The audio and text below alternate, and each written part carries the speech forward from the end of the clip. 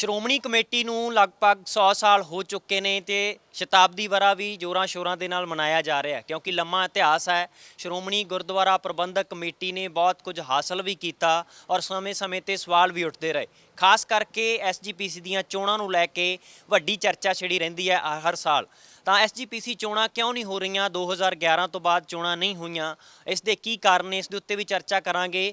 ਔਰ ਇਹ ਚੋਣਾਂ ਕਦੋਂ ਤੱਕ ਹੋਣ ਦੀ ਸੰਭਾਵਨਾ ਹੈ ਤੇ ਜਦੋਂ ਚੋਣਾਂ ਹੁੰਦੀਆਂ ਹੈ ਤਾਂ ਕਿਹੜੀ ਹੈ ਧਿਰ ਜਿਹੜੀ ਇਹਨਾਂ ਚੋਣਾਂ ਦੇ ਜਿੱਤਣ ਦੇ ਨਾਲ ਕਾਬਜ਼ ਹੁੰਦੀ ਹੈ ਜਾਂ ਸ਼੍ਰੋਮਣੀ ਗੁਰਦੁਆਰਾ ਪ੍ਰਬੰਧਕ ਕਮੇਟੀ ਨੂੰ ਸਹੀ ਢੰਗ ਨਾਲ ਚਲਾ ਸਕਦੀ ਹੈ, ਕਿਉਂਕਿ ਸਵਾਲ ਲਗਾਤਾਰ ਉੱਠ ਰਹੇ ਨੇ। ਤੇ ਸਾਡੇ ਨਾਲ ਇਸ ਵਿਸ਼ੇ ਦੇ ਉੱਤੇ ਚਰਚਾ ਕਰਨਗੇ ਲੇਖਕ ਨੇ ਅਜੇਪਾਲ ਸਿੰਘ ਬਰਾੜ। ਸਭ ਤੋਂ ਪਹਿਲਾਂ ਇਹ ਦੱਸੋ ਕਿ ਜਿਹੜੀਆਂ ਚੋਣਾਂ ਨੇ ਕਾਫੀ ਲੰਮਾ ਸਮਾਂ ਹੋ ਗਿਆ, ਹੋ ਕਿਉਂ ਨਹੀਂ ਰਹੀਆਂ, ਤੁਹਾਨੂੰ ਜੜ ਕੀ ਲੱਗਦੀ ਹੈ?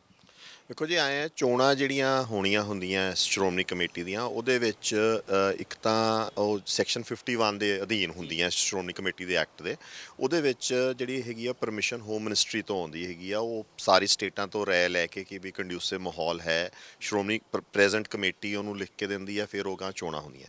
ਵੈਸੇ ਉਹਦਾ ਮਿਨੀਮਮ ਪੀਰੀਅਡ ਜੋ ਲਾਅ ਸਟਿਪੂਲੇਟ ਕਰਦਾ ਉਹ ਹੈ, ਉਹਦੇ 'ਚ ਇੱਕ ਸਮਝ ਲਓ ਇੱਕ ਕਮੀ ਆ ਜਾਂ ਸੋਧ ਕਰਨ ਦੀ ਲੋੜ ਆ ਕਿ ਉਹਦੇ 'ਚ ਹੈਗਾ ਕਿ 5 ਸਾਲ ਤੋਂ ਪਹਿਲਾਂ ਨਹੀਂ ਹੋ ਸਕਦੀਆਂ, ਪਰ 5 ਸਾਲ ਤੋਂ ਬਾਅਦ ਦਾ ਕੋਈ ਪੀਰੀਅਡ ਡਿਫਾਈਨ ਨਹੀਂ ਕੀਤਾ ਹੋਇਆ।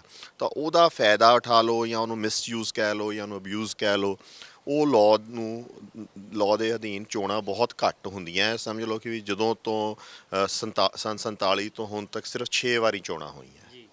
ਸੋ ਇਹ ਇੱਕ ਪ੍ਰੋਬਲਮ ਆ ਉਹਦੇ ਵਿੱਚ। ਕੀ ਲੱਗਦਾ ਹੈ ਸੋਧ ਕਰਨਾ ਕੌਣ ਨਹੀਂ ਚਾਹੁੰਦਾ, ਕੌਣ ਨਹੀਂ ਸੋਧ ਕਰਨਾ ਚਾਹੁੰਦਾ, ਹੋ ਕਿਉਂ ਨਹੀਂ ਰਹੀਆਂ ਸੋਧਾਂ? ਕਿਉਂਕਿ ਜਿਹੜੀਆਂ ਜ਼ਰੂਰੀ ਨੇ।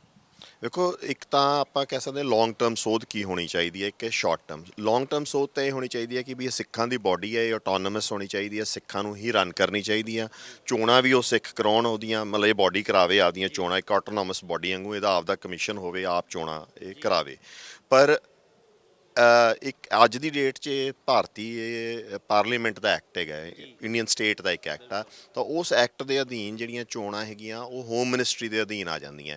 ਤਾਂ ਉਹ ਫਿਰ ਇੱਕ ਸਟੇਟ ਆਪਦਾ ਇੱਕ ਕੰਡਿਊਸਿਵ ਜਿਹਾ ਮਾਹੌਲ ਵੇਖਦੀ ਆ ਵੀ ਕਿ ਕਿਸ ਤਰੀਕੇ ਨਾਲ ਇੱਥੇ ਪਾਵਰ। ਅਸਲ ਗੱਲ ਤਾਂ ਇਹ ਆ, ਬਹਾਨੇ ਉਹਦੇ ਕਈ ਲਾਏ ਜਾ ਸਕਦੇ ਆ। ਜਿਵੇਂ ਹੁਣ ਇਸ ਵਾਰੀ 2011 'ਚ ਹੋਈ ਤਾਂ 6 ਸਾਲ ਤੱਕ ਉਹ ਸਹਿਜਧਾਰੀ ਕੇਸ ਚੱਲਦਾ ਰਿਹਾ। ਉਹ ਕਹਿੰਦੇ ਵੀ ਹੁਣ ਇੱਕ ਕਮੇਟੀ ਹੋਂਦ 'ਚ ਹੀ ਹੋਣ ਆਈ ਆ, ਸੋ ਹੁਣ ਇਹ ਹੋਣੀਆਂ ਚਾਹੀਦੀਆਂ। ਸੋ ਆਏ ਮਤਲਬ ਇਹ ਜਿਹੀਆਂ ਕਨਫਿਊਜ਼ਨਸ ਜੀਆਂ ਕਰਕੇ ਜਾਂ ਇਹ ਜਿਹੇ ਕੋਈ ਰੀਜ਼ਨਸ ਬਣਾ ਕੇ ਕਿ ਵੀ ਇਹ ਮਾਹੌਲ ਠੀਕ ਨਹੀਂ ਜਾਂ ਕੁਛ ਆ। ਜਿਵੇਂ ਕਿਤੇ 19 ਸਾਲ ਬਾਅਦ ਚੋਣ ਹੋਈ, ਕਿਤੇ ਆਪਣਾ 7 ਸਾਲ ਬਾਅਦ ਹੋਈਆਂ, ਫਿਰ ਹੁਣ ਬਹੁਤ ਸਾਲ ਹੋ ਗਏ ਹੁਣ ਆਏ, ਇਹ ਦਿੱਕਤ। ਤੁਹਾਨੂੰ ਲੱਗਦਾ ਹੈ ਕਿ ਹੁਣ ਐਸਜੀਪੀਸੀ ਦੀਆਂ ਚੋਣਾਂ ਹੋ ਸਕਦੀਆਂ? ਜੇ ਹੋਣਗੀਆਂ ਸੰਭਾਵਨਾ ਕੀ ਹੈ? ਕਿਹੜੇ ਆਧਾਰ ਤੇ ਮੰਨੀਏ ਕਿ ਚੋਣਾਂ ਛੇਤੀ ਹੋ ਜਾਣਗੀਆਂ? ਜੇ ਹੁੰਦੀਆਂ ਤਾਂ ਕਬਜ਼ਾ ਕਿਸ ਦਾ ਹੋ ਸਕਦਾ? ਪਹਿਲੀ ਗੱਲ ਤਾਂ ਕਬਜ਼ਾ ਰਾਈਟ ਵਰਡ ਨਹੀਂ ਗਾ। ਆਪਾਂ ਇਹ ਕਹਿ ਸਕਦੇ ਵੀ ਕਿ ਚੋਣਾਂ ਦੇ ਵਿੱਚ ਜਿੱਤ ਕੇ ਕੌਣ ਆ ਸਕਦਾ, ਹੈ ਨਾ। ਪਹਿਲੀ ਤਾਂ ਇਹ ਆ ਕਿ ਚੋਣਾਂ ਹੋਣ ਦੇ ਜਿਹੜੇ ਸੰਕੇਤ ਦਿੱਤੇ ਆ ਸਰਕਾਰ ਨੇ, ਉਹਨਾਂ ਨੇ ਇੱਕ ਜੱਜ ਸਾਹਿਬ ਨੂੰ ਅਪੋਇੰਟ ਕੀਤਾ ਤਾਂ ਕਿ ਉਹ ਪ੍ਰੋਸੈਸ ਸੈਟ ਇਨ ਕੀਤਾ। ਜਦੋਂ ਵੀ ਇਹ ਪ੍ਰੋਸੈਸ ਸੈਟ ਇਨ ਹੁੰਦਾ ਉਦੋਂ 6 ਤੋਂ 7 ਮਹੀਨੇ ਬਾਅਦ ਆਮ ਤੌਰ 'ਤੇ ਚੋਣਾਂ ਹੁੰਦੀਆਂ ਰਹੀਆਂ। ਪਰ ਨਾਲ ਹੀ ਹੁਣ ਜਿਵੇਂ ਕਿਸਾਨੀ ਸੰਘਰਸ਼ ਵੀ ਆ ਗਿਆ, ਹੋਰ ਵੀ ਕਈ ਪ੍ਰੋਬਲਮਸ ਆ, ਤਾਂ ਹੋ ਸਕਦਾ ਹੈ ਕਿ ਇਹ ਚੋਣਾਂ ਅੱਗੇ ਪਿੱਛੇ ਹੋ ਜਾਣ। ਪਰ ਇਹ ਆਪਾਂ ਕਹਿ ਨਹੀਂ ਸਕਦੇ। ਪਰ ਜੋ ਇਸ ਟਾਈਮ ਸੰਕੇਤ ਇਹ ਆ ਕਿ ਵੀ ਇਹ ਚੋਣਾਂ ਹੋਣ ਦੇ ਚਾਂਸ ਹੈ ਅਤੇ ਪਾਰਟੀਆਂ ਵੀ ਲਾਮਬੰਦ ਹੋ ਰਹੀਆਂ। ਅਤੇ ਇਹਦੇ ਵਿੱਚ ਚੋਣਾਂ ਜਿਹੜੀਆਂ ਹੈਗੀਆਂ ਉਹਦੇ ਵਿੱਚ ਇੰਨੀ ਇੰਟਰਫੇਰੈਂਸ ਆ ਸਰਕਾਰ ਦੀ ਜਾਂ ਸਟੇਟ ਦੀ, ਇੰਨੀ ਇੰਟਰਫੇਰੈਂਸ ਹੁੰਦੀ ਆ ਕਿ ਬਈ ਰਾਜ ਪੱਧਰ 'ਤੇ ਵੀ ਕਿ ਕਿਹੜੀ ਤਾਕਤਵਰ ਧਿਰ ਆ ਅਤੇ ਸੈਂਟਰ ਦੇ ਵਿੱਚ ਵੀ ਕੌਣ ਤਾਕਤ ਆ, ਉਹਦਾ ਇੰਨਾ ਸਮੀਕਰਨ ਬਦਲਦੇ ਆ ਕਿ ਇਹ ਕਹਿਣਾ ਬੜਾ ਮੁਸ਼ਕਿਲ ਹੁੰਦਾ ਕਿ ਕੌਣ ਆ ਜੇ। ਪਰ ਹਾਂ, ਸਾਡੇ ਸਾਹਮਣੇ ਇੱਕ ਪੰਥਕ ਅਕਾਲੀ ਜਿਹੜਾ ਜਥੇਦਾਰ ਰਣਜੀਤ ਸਿੰਘ ਨੇ ਕੁਛ ਲੋਕ ਇਕੱਠੇ ਕੀਤੇ ਹੈਗੇ ਆ, ਉਹ ਇੱਕ ਇਕੱਠਾ ਧਿਰ ਬਣ ਕੇ ਲੜਨਾ ਚਾਹੁੰਦੇ ਆ। ਅਤੇ ਇੱਕ ਫਾਰਮੀਡੇਬਲ ਚੈਲੰਜ ਹੈਗਾ ਅਕਾਲੀ ਦਲ ਬਾਦਲ ਨੂੰ। ਅਤੇ ਇਹ ਆ ਕਿ ਜਿਸ ਹਿਸਾਬ ਦੀ ਸਥਿਤੀ ਚੱਲ ਰਹੀ ਹੈ ਇਸ ਟਾਈਮ, ਅਕਾਲੀ ਦਲ ਬਾਦਲ ਨੂੰ ਚੈਲੰਜਸ ਬਹੁਤ ਜ਼ਿਆਦਾ ਹੈਗੇ ਆ। ਉਹ ਸੱਤਾ ਤੋਂ ਉਹ ਇਹ ਵੀ ਛਿੜਦੀ ਹੈ, ਜਿਵੇਂ ਤੁਸੀਂ ਵੀ ਗੱਲ ਛੇੜ ਲਈ ਹੈ ਸ਼੍ਰੋਮਣੀ ਅਕਾਲੀ ਦਲ ਬਾਦਲ ਦਾ ਨਾਮ ਲੈ ਕੇ, ਤੇ ਇਲਜ਼ਾਮ ਵੀ ਇਹ ਲੱਗਦੇ ਰਹੇ ਹੈ ਕਿ ਹੁਣ ਤੱਕ ਬਾਦਲ ਪਰਿਵਾਰ ਦਾ ਜਾਂ ਸ਼੍ਰੋਮਣੀ ਅਕਾਲੀ ਦਲ ਬਾਦਲ ਦਾ ਉਸ ਦੇ ਉੱਤੇ ਕਿਤੇ ਨਾ ਕਿਤੇ ਅਧਿਕਾਰ ਰਿਹਾ। ਪ੍ਰਧਾਨ ਕਿਹੜਾ ਬਣੇਗਾ ਐਸਜੀਪੀਸੀ ਦਾ, ਇਹ ਵੀ ਉਹ ਨਿਰਧਾਰਿਤ ਕਰਦੇ ਆ। ਇਸ ਤਰ੍ਹਾਂ ਦੇ ਇਲਜ਼ਾਮ ਲੱਗਦੇ ਆ। ਤੁਹਾਨੂੰ ਲੱਗਦਾ ਹੈ ਕਿ ਇਹ ਮਾਹੌਲ ਹੈ ਜਿਹੜਾ, ਜਿਸ ਤਰ੍ਹਾਂ ਦੇ ਇਲਜ਼ਾਮ ਲੱਗਦੇ ਰਹੇ ਹੈ, ਜਾਂ ਇਹ ਬਦਲੇਗਾ ਮਾਹੌਲ ਕਦੇ? ਜਾਂ ਤੁਹਾਨੂੰ ਲੱਗਦਾ ਹੈ ਕਿ ਅਜੇ ਐਡੀ ਛੇਤੀ ਨਹੀਂ ਹੈ, ਕਿਉਂਕਿ ਉਹਨਾਂ ਦਾ ਗੱਠਜੋੜ ਵੀ ਟੁੱਟ ਚੁੱਕਾ ਕੇਂਦਰ ਦੇ ਨਾਲੋਂ, ਬੀਜੇਪੀ ਦੇ ਨਾਲੋਂ, ਭਾਜਪਾ ਦੇ ਨਾਲੋਂ?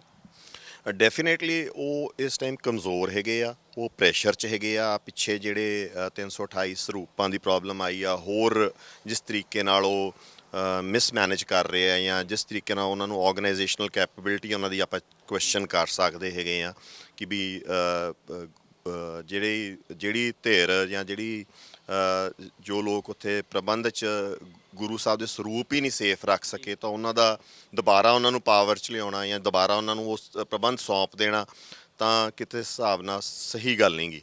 ਪਰ ਇਹ ਕਹਿ ਦੇਣਾ ਕਿ ਵੀ ਹਾਂ ਵੀ ਉਹ ਡੈਫੀਨੇਟਲੀ ਆ ਜਾਣਗੇ, ਨਹੀਂ ਆਉਣਗੇ ਜਾਂ ਆਉਣਗੇ, ਇਹ ਤਾਂ ਸਮਾਂ ਹੀ ਦੱਸੂਗਾ ਕਿਉਂਕਿ ਉਹਨਾਂ ਕੋਲ ਇੱਕ ਕੇਡਰ ਤੇ ਇੱਕ ਪ੍ਰਬੰਧਕੀ ਢਾਂਚਾ ਨੀਚੇ ਤੱਕ ਹੈ ਤੇ ਦੂਸਰੇ ਹਲੇ ਆਰਗੇਨਾਈਜ਼ ਹੋ ਰਹੇ ਆ ਜਾਂ ਉਸ ਤਰੀਕੇ ਨਾਲ ਹਲੇ ਉਹ ਸਮਾਂ ਹੈਗਾ।